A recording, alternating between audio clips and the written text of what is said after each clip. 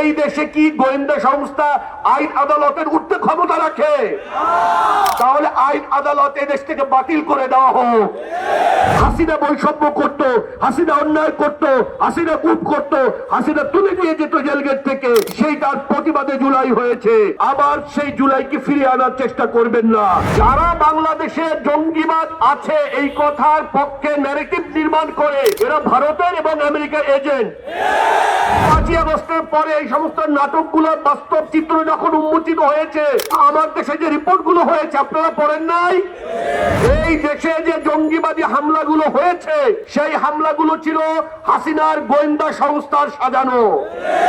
আবার সেই জঙ্গিবাদী ন্যারেটিভ নির্মাণের জন্য গোয়েন্দা সংস্থাগুলো দায়ী। আতাউর রহমান বিক্রমপুরীকে আপনারা ভিলেন বানানোর চেষ্টা করেছেন। যখন প্রশাসন অন্যায় করছিল, জুলুম করেছিল, তখন আতাউর রহমান বিক্রমপুরী প্রতিবাদ করেছিল। আমি অনেক জোরে চিৎকার করে কোনো কথা বলবো না, কয়েকটা কথা আপনাদেরকে বুঝাইতে চাই। দেখেন, কোন দেশে জঙ্গি আছে এই কথা বলার অর্থটা কি? এই কথা বলার অর্থটা কি দাঁড়ায় আপনারা একটু বুঝতে চেষ্টা করেন। ইউক্রেন বলে, রাশিয়া বলে ইউক্রেনে নাৎসি আছে, বুঝলেন? রাশিয়া দাবি করে ইউক্রেনে কি আছে? নাৎসি আছে। এই কথাটার অর্থ কি?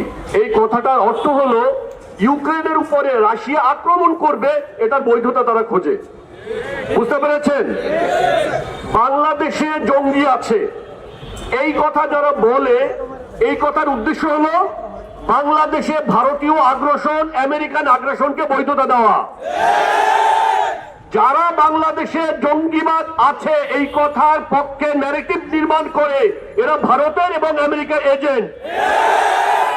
আপনারা স্পষ্ট করে বুঝে নেন, যদি বাংলাদেশে জঙ্গি থাকতো তাহলে সবচেয়ে বড় দুর্বল সময় প্রশাসনের কখন ছিল? 5ই আগস্টের পর ছিল না? কোন আইন শৃঙ্খলা বাহিনী ছিল? পুলিশ ছিল? কিচ্ছু ছিল এদেশে? ছিল না। যদি কোন জঙ্গি এই দেশে আক্রমণ করার জন্য ওট পেতে থাকতো, তাহলে ওই সময় সারা দেশ তারা জ্বালিয়ে দিত না? দিয়েছে জ্বালিয়ে? না।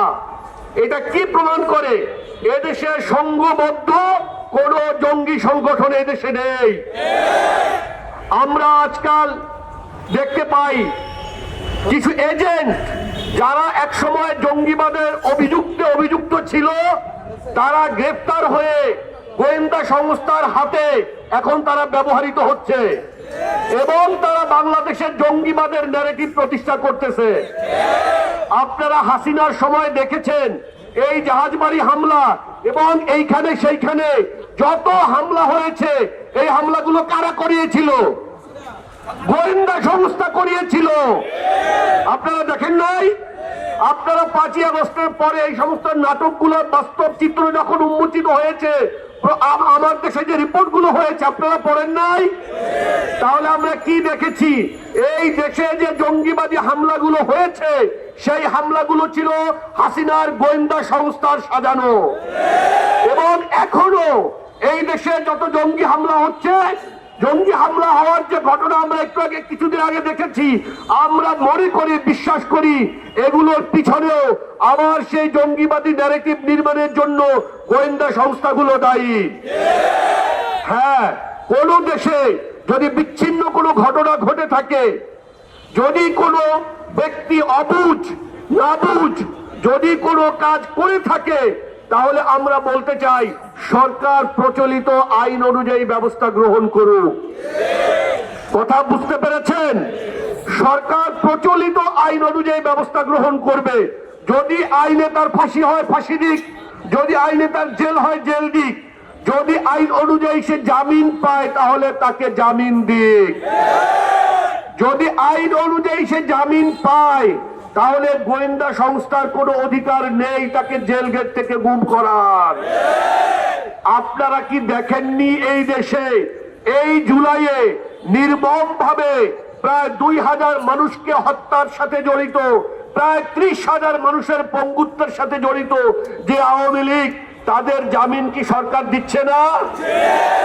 যদি তাদেরকে জামিন দিয়ে তাদেরকে স্বাভাবিক জীবনে ফেরত আসার বয়ান তারা দেয়, তাহলে যদি কোনো ব্যক্তি কোনো ভুল ত্রুটি করে থাকে আর আদালত যদি মনে করেন হ্যাঁ এই ব্যক্তিকে তার স্বাভাবিক জীবনে আবার ফেরত আসার সুযোগ দেওয়া উচিত, তাহলে কোনো গোয়েন্দা সংস্থার এই অধিকার নেই তাদেরকে জেল গেট থেকে তাদেরকে গুম করা হবে। আমাদের কথা স্পষ্ট, আমরা কোনো অন্যায়ের পক্ষে দাঁড়াতে আসিনি, আমরা কোনো জুলুমের পক্ষে দাঁড়াতে আসিনি, আমরা ন্যায়ের পক্ষে দাঁড়াতে এসেছি। আপনারা আতাউর রহমান বিক্রমপুরীকে আপনারা ভিলেন বানানোর চেষ্টা করেছেন। আতাউর রহমান বিক্রমপুরী যতগুলো কাজ করেছে প্রত্যেকটা কি হচ্ছিল, প্রত্যেকটা আইনের ব্যত্যয় ঘটিয়ে যখন প্রশাসন অন্যায় করছিল, জুলুম করেছিল, তখন আতাউর রহমান বিক্রমপুরী প্রতিবাদ করেছিল। জেলে যখন একজন মানুষের জামিনের কাগজ যায় তখন তাদের দাবি হলো 24 ঘন্টার ভিতরে জেল থেকে তাকে কি করা, মুক্ত করা, বের করে দেওয়া। কিন্তু যখন দেখা যায় যে জামিনের কাগজ জেলে পৌঁছেছে, 1 দিন যায়, 2 দিন যায়, 3 দিন যায়, 4 দিন যায়, 5 দিন যায়, তাকে জেল থেকে মুক্ত করা হয় না। এবং তখন তাদেরকে বলা হয় যে অমুক গোয়েন্দা সংস্থার ক্লিয়ারেন্স লাগবে, তমুক গোয়েন্দা সংস্থার ক্লিয়ারেন্স লাগবে। প্রশ্ন হলো এই দেশে কি গোয়েন্দা সংস্থা আইন আদালতের উঠতে ক্ষমতা রাখে? তাহলে আইন আদালত এই দেশ থেকে বাতিল করে দেওয়া হোক। যদি আইন আদালত সবার উপরে থাকে তাহলে আইন আদালত থেকে জামিন দেওয়ার পরে কেন গোয়েন্দা সংস্থার ক্লিয়ারেন্স লাগবে? তাহলে কি এটা প্রমাণিত হয় না যে গোয়েন্দা সংস্থা হলো আইন আদালতের উপরে? আমাদের কথা স্পষ্ট, আপনারা রাষ্ট্র পরিচালনা করছেন, রাষ্ট্রের একটা আইন আছে, এই আইনে রাষ্ট্রের প্রত্যেক নাগরিক সমান এবং প্রত্যেক নাগরিকের প্রতি ন্যায়ভাবে ইনসাফের সাথে সমানভাবে এই আইন প্রয়োগ করতে হবে। আপনারা কারো প্রতি বৈষম্য করতে পারবেন না। এই জুলাইয়ে 2000 মানুষ প্রাণ এই বৈষম্যের জন্য দেয় নাই। এই হাসিনা বৈষম্য করত, হাসিনা অন্যায় করত, হাসিনা গুম করত, হাসিনা তুলে নিয়ে যেত জেলগেট থেকে, সেই তার প্রতিবাদে জুলাই হয়েছে। সুতরাং আবার সেই জুলাইকে ফিরিয়ে আনার চেষ্টা করবেন না। যদি আপনারা সেই জুলুম, সেই নির্যাতন, সেই গুম, সেই খুন আবার ফেরত নিয়ে আসেন, তাহলে এই বাংলাদেশের মানুষ রক্ত দেওয়া শিখেছে এবং তারা আবার রক্ত দিয়ে এই দেশকে আবারও মুক্ত করবে ইনশাআল্লাহ। নাসরুম মিনাল্লাহি ওয়া ফাতহুন করিব ওয়া বাশশিরিল মুমিনিন। আসসালামু আলাইকুম ওয়া রাহমাতুল্লাহি ওয়া বারাকাতুহু।